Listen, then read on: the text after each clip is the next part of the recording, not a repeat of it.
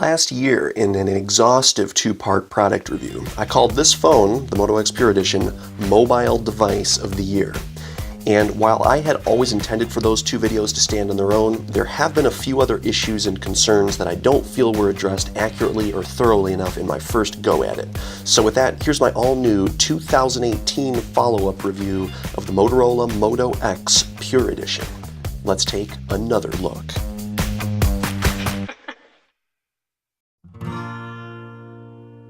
I'll pick this up and check this out.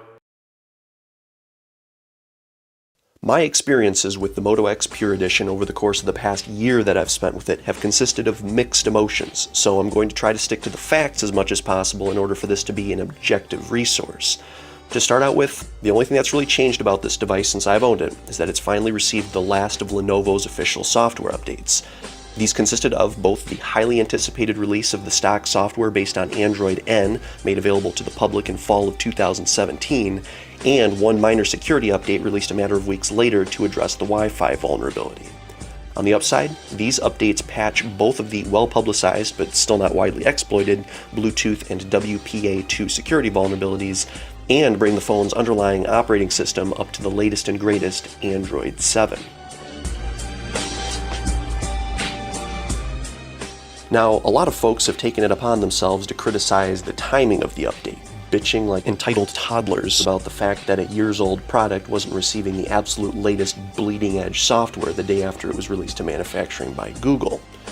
In reality, it was a couple of months behind the comparable 2015 generation devices from competitors Samsung and LG, but it's amazing how a few weeks' delay can turn internet-based discussion forums into hordes of whiny children.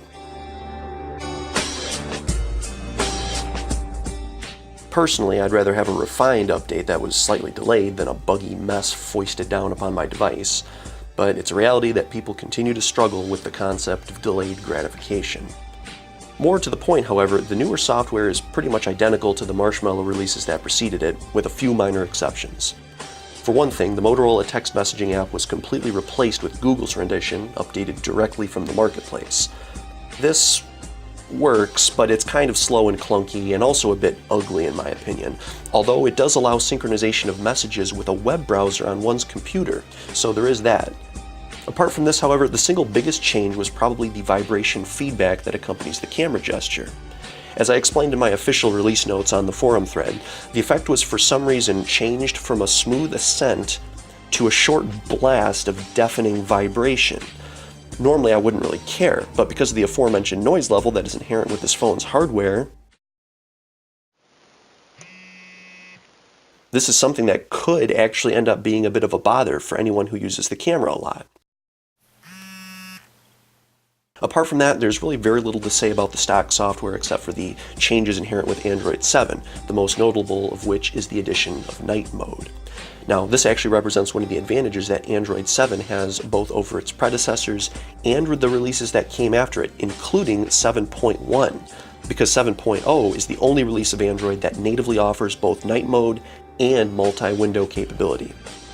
And that's in addition to powerful third-party software like the Exposed framework.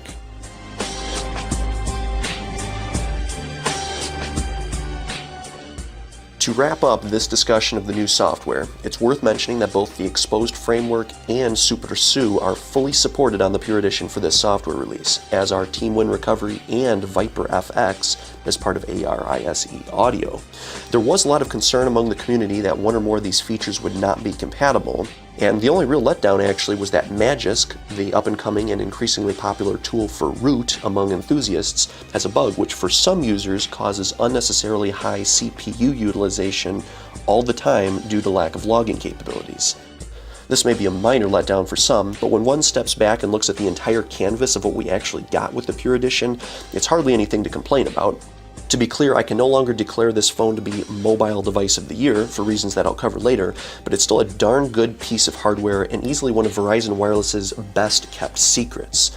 Even to this day, 3 years after the Pure Edition's original release, there's not that many good and somewhat affordable smartphones that are compatible with Verizon Wireless, let alone phones that add good screens, decent software, and unlockable bootloaders to the mix. That's almost unheard of. In the great Venn diagram of mobile devices, only the 2015 generation Moto X meets all of those requirements. And even for folks not on Verizon Wireless, there's still a lot of reasons to choose this phone, not the least of which is the fact that it's compatible with almost every LTE, CDMA, and GSM band used by most any mainstream cellular network around.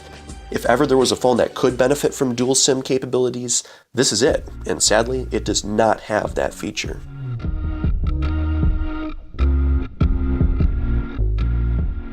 Before I get into some of my major concerns about this device going forward, I'd like to revisit some of its strengths.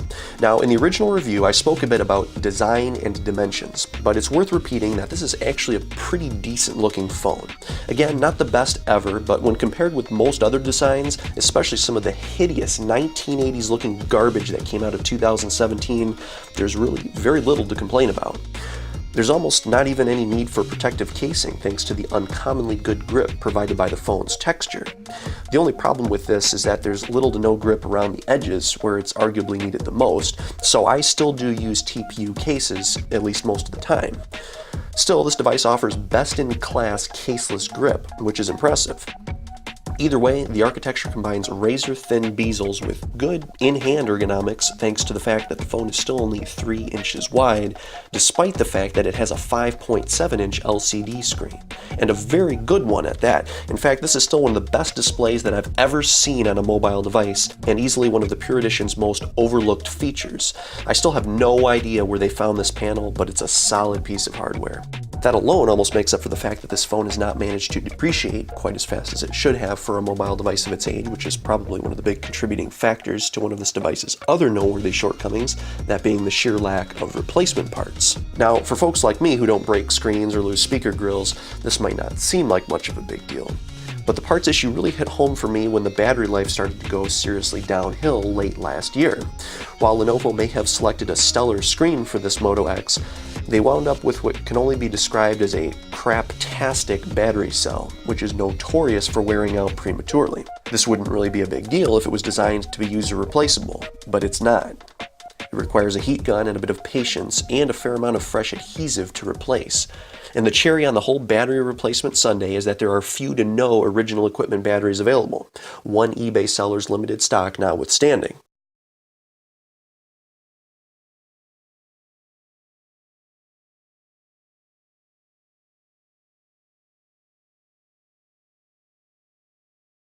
Now, once they're out of stock, there's really only 3 types of batteries remaining for this thing, and those include used parts, knockoffs, and factory rejects. The same is largely true of screens, except there aren't even that many knockoffs, it's all just factory rejects. In fact, let's talk about factory rejects, because I have the sneaking suspicion that this is all that some of these eBay stores and Amazonians sell.